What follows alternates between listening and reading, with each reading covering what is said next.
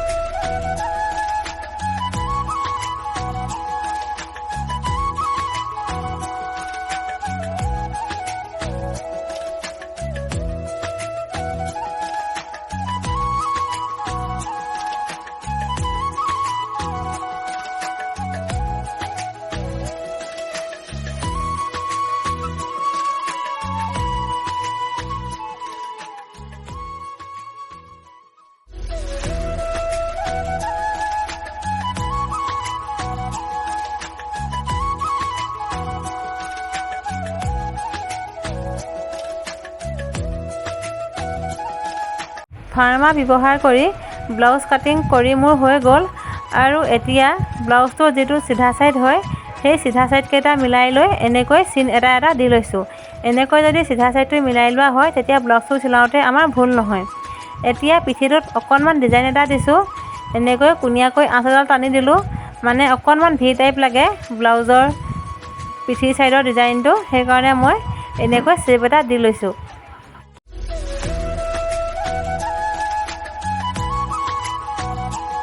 এতিয়া দেখিছেনে লাইনিং কাপোৰখিনি ব্লাউজ পিচটোত এনেকৈ পাৰি লৈ ব্লাউজ পিচটো কাটি ল'লোঁ। আৰু এয়া মোৰ ব্লাউজ পিচটো কাটিং কৰি হৈ গ'ল। এতিয়া ব্লাউজটো মই আপোনালোকক চিলাই দেখুৱাম।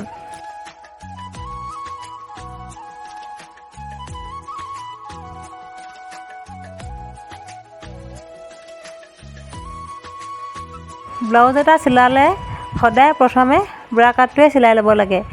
এয়া দেখিছেনে মই ব্ৰা কাটটো প্ৰথমে চিলাই লৈছোঁ আৰু মেইন চিলাইটোৰ ছাইডত আকৌ চিলাই এটা মাৰি দিছোঁ।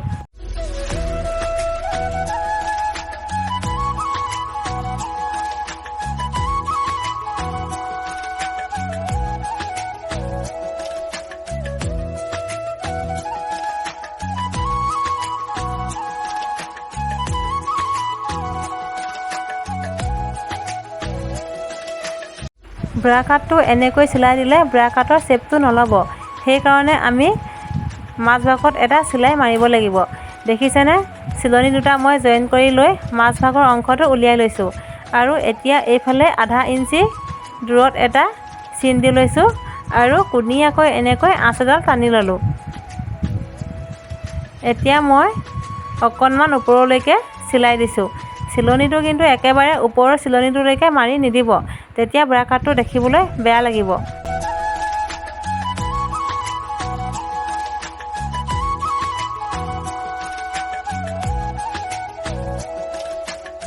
এয়া দেখিছেনে ব্ৰা কাট দুটা মোৰ চিলাই হৈ গ'ল। এতিয়া মই এই পিচটোৰ লগত ব্ৰা কাটটো জইন কৰিব লাগিব। এতিয়া মই এই পিচটোৰ লগত ব্ৰা কাটটো জইন কৰি দিম।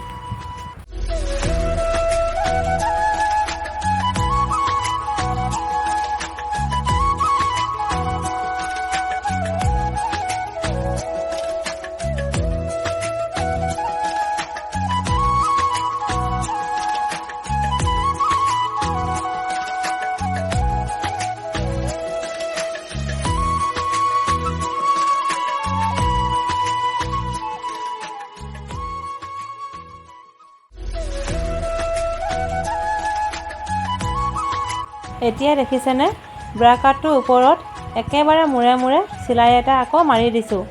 এই চিলাইটো আপোনালোকে নামাৰিলেও কোনো কথা নাই, কিন্তু মাৰি দিলে ব্লাউজটো দেখিবলৈ ধুনীয়া লাগে। এতিয়া আকৌ মাজতে অকণমান গেপ দি ছাইডত চিলাই এটা মাৰি দিছোঁ। এয়া চিলাই মোৰ হৈ গ'ল। এতিয়া বাঢ়ি থকা কাপোৰকণ কেঁচিৰে আকৌ কাটি ল'লোঁ।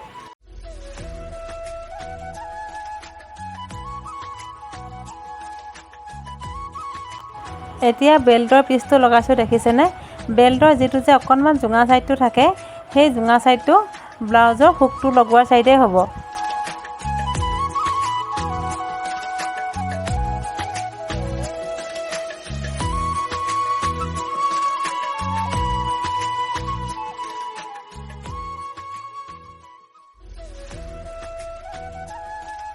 বেল্টৰ পিচটো চিলাই হোৱাৰ পাছত আকৌ দেখিছেনে বেল্টৰ ওপৰতে একদম মূৰে মূৰে চিলাই এটা আকৌ মাৰি দিছোঁ।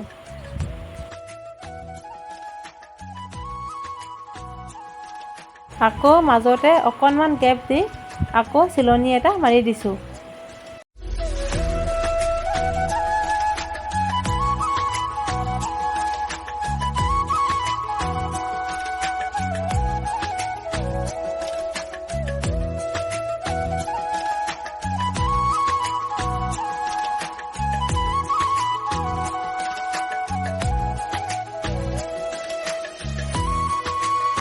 দুই ছাইডৰে বেল্টৰ পিচটো লগাই মোৰ হৈ গ'ল।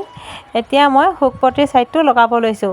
এয়া দেখিছেনে কাপোৰডোখৰ মই অকণমান ঠেককৈ কাটি ল'লোঁ। এতিয়া মই কাপোৰডোখৰ এনেকৈ চিলাই ল'লোঁ। এই ছাইডটো হুকটো যিফালে থাকিব সেই ছাইডটো চিলাইছোঁ দেই। আকৌ এতিয়া মই ছাইডতে আকৌ চিলাই এটা মাৰি দিছোঁ।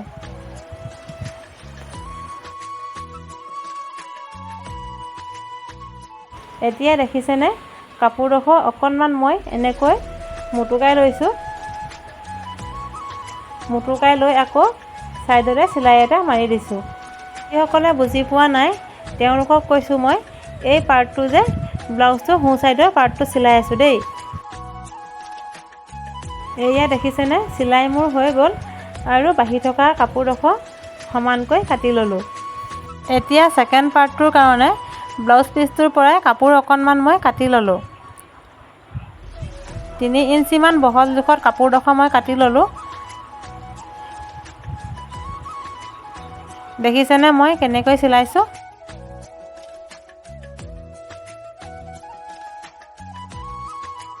এতিয়া কাপোৰডোখৰ এনেকৈ ভাঁজ কৰি লৈ আকৌ ওপৰৰ ফালে চিলাই এটা মাৰি দিছোঁ।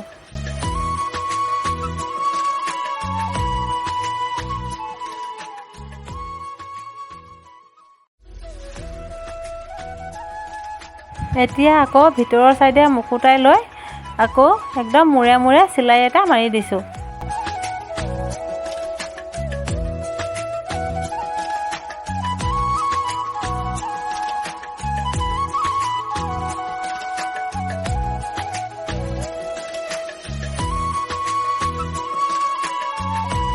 এতিয়া মই ব্লাউজটোৰ হাতৰ পটিটোৰ পৰা অকণমান পটি কাটি লৈ আগফালৰ ছাইডে অকণমান ডিজাইন দিছোঁ। কেনেকৈ ডিজাইনটো দিছোঁ আপোনালোকে ভিডিঅ'টো চাই থাকিব।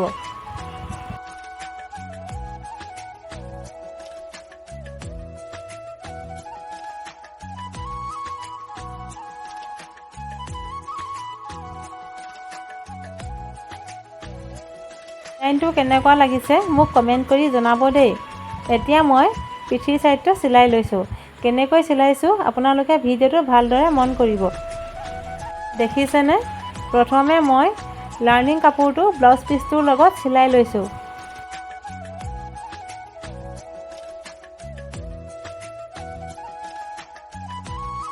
লাৰ্ণিং কাপোৰটো চিলাই হোৱাৰ পাছত দেখিছেনে, লাৰ্ণিং কাপোৰটো মই ব্লাউজৰ ভিতৰৰ চাইডে দি ল'লোঁ।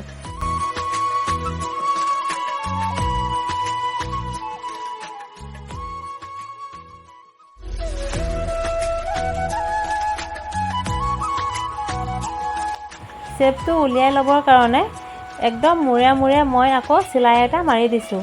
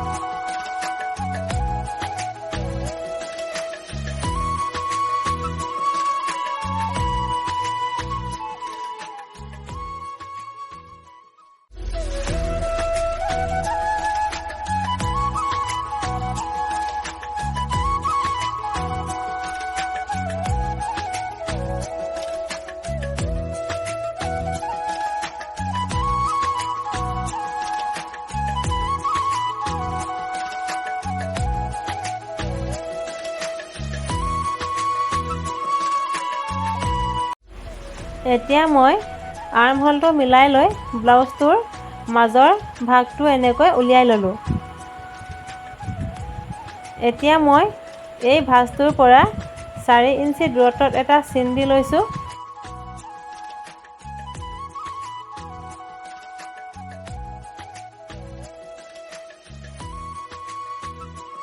এতিয়া মই ওপৰৰ ভাগলৈ 5 ইঞ্চি দূৰত্বত এটা চিন দি ল'লোঁ। মুঠতে ওপৰৰ ফালে চিলনিটো মাৰোঁতে এটাই মন কৰিব, যাতে পিঠিটো যিমান কটা দিয়ে সেই কটাটোৰ পৰা ওপৰলৈকে চিলনিটো নাযায়গৈ। এতিয়া দেখিছেনে, মই কাপোৰটো এনেকৈ সমানকৈ ভাঁজ কৰি ল'লোঁ। এতিয়া কুনিয়াকৈ এনেকৈ আঁচ এডাল টানি ল'লোঁ। দেখিছেনে, আধা ইঞ্চি দূৰত্বত আঁচডাল টানি ল'লোঁ।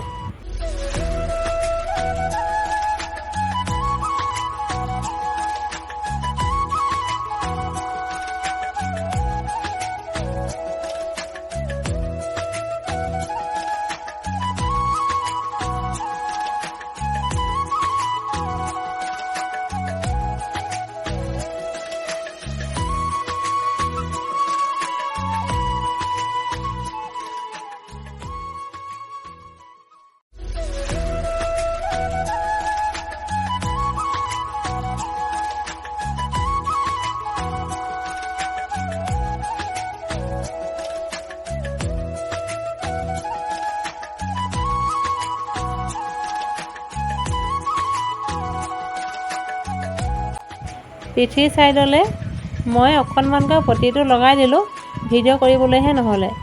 এতিয়া দেখিছেনে, মই ব্লাউজটো ফিটিং কৰিবৰ কাৰণে এই 2 পিচ এনেকৈ ওপৰা ওপৰিকৈ চিলাই ল'লোঁ। এনেকৈ যদি 2 পিচ চিলাই লোৱা হয়, ব্লাউজটো ফিটিং কৰিবলৈ সুবিধা হয়।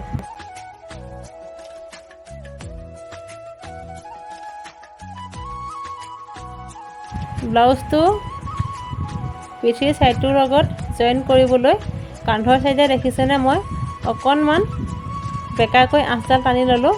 এনেকৈ যদি অকণমান ডাউন কৰি চিলোৱা হয়, তেতিয়া ব্লাউজটো খহি নাযায়, পিন্ধিবলৈ ভাল হয়। এতিয়া কেনেকৈ মই 2 পিচ জইন কৰিম, আপোনালোকে ভিডিঅ'টো চাই থাকিব।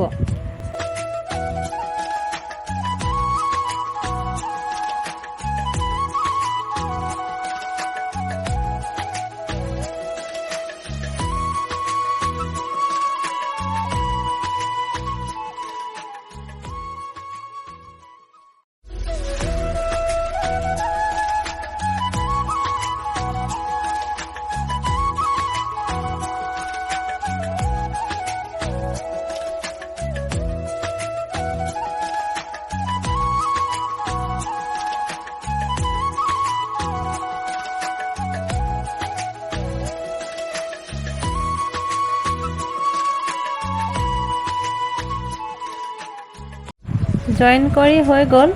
এতিয়া মই হাতখন চিলাব লৈছোঁ। হাতৰ কাৰণে দেখিছেনে মই প্ৰথমে এই পাতলিটো চিলাই লৈছোঁ।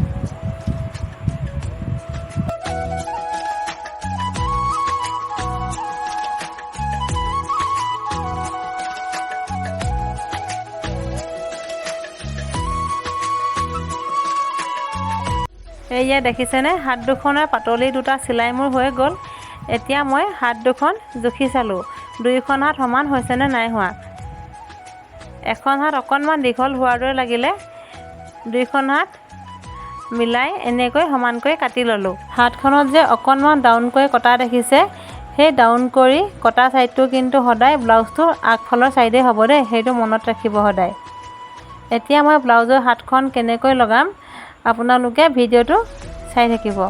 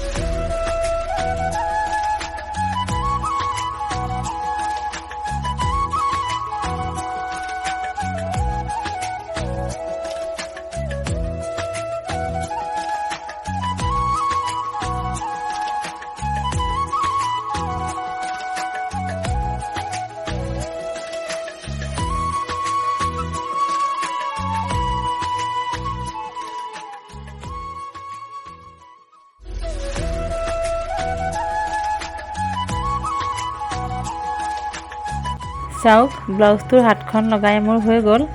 এতিয়া ব্লাউজটো ফিটিং কৰিবলৈ হ'লে এই যে দেখিছে আৰ্মহোলৰ চিলনিকেইটা, এই চিলনি দুইটা মই এনেকৈ মিলাই ল'লোঁ।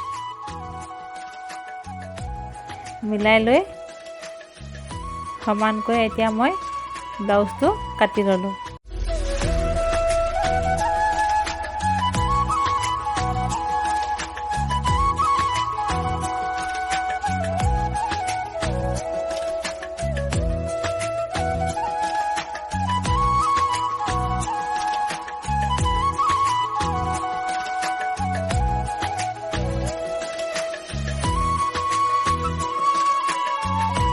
দেখিছেনে এতিয়া ব্লাউজটোৰ চিধা চাইডেই মই চিলনি এটা মাৰি লৈছোঁ।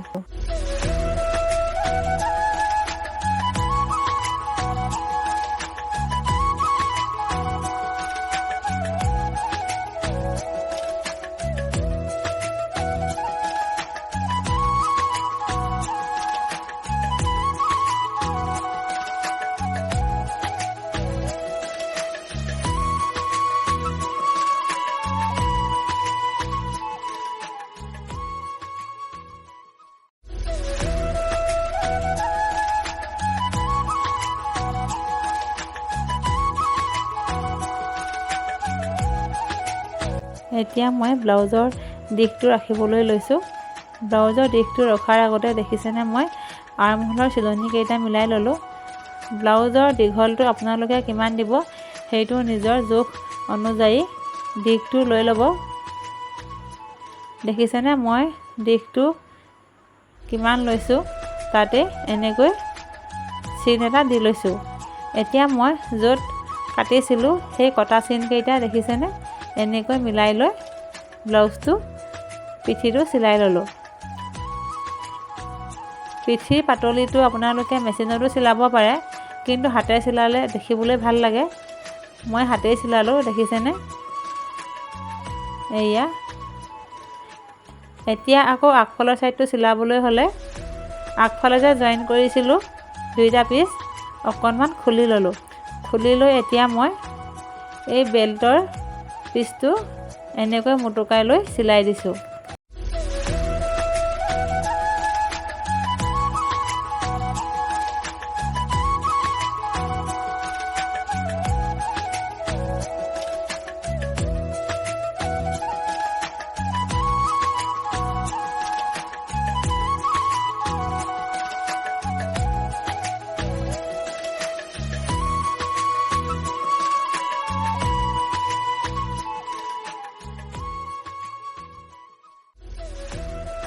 এতিয়া মই বাঢ়ি থকা কাপোৰডোখৰ সমানকৈ কাটি ল'লোঁ।